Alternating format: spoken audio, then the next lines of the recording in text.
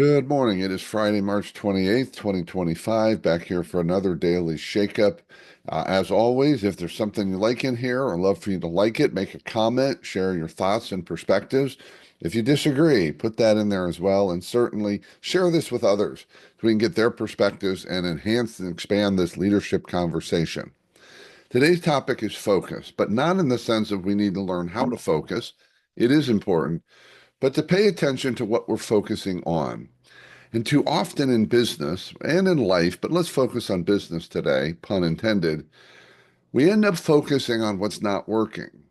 Now, here's the thing. I don't mean that we want to ignore what's not working in the sense of not trying to solve it, but we spend too much energy sometimes, time and energy, on the things that either aren't working or might not work at the exclusion of the things that are working. And right now, I want to talk about the quality of our clients and customers. I'm embarking back into my business, reimagining it. And some of the elements of this business, I call them tentacles.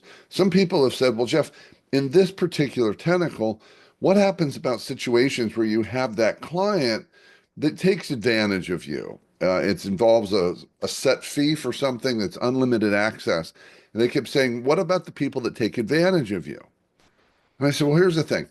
Maybe 1 in 10, probably more like 1 in 20 at best, but let's say 1 in 10 somehow take advantage of my time. So I want to basically, you want me to create systems or limits or guardrails for the 1 in 10, as opposed to the 9 out of 10 who have a good relationship, who value me, value my advice, and are going to treat me with respect, which is what we want from our clients. So the problem is we spend too much time focusing on the one and not empowering the nine. One way I look at this is portfolio thinking, okay? That you look at the portfolio of, say, 10 clients. 9 out of 10 are great clients. For the one that's not the great client that doesn't best fit, I do the best I can to see if it will fit. But over a short period of time, I decide to transition them. I decide not to work with them anymore. I can move on. And my point is, I'd rather do it in a good, holistic, abundant way for the total as opposed to trying to restrict all of them because of the concern about one of them.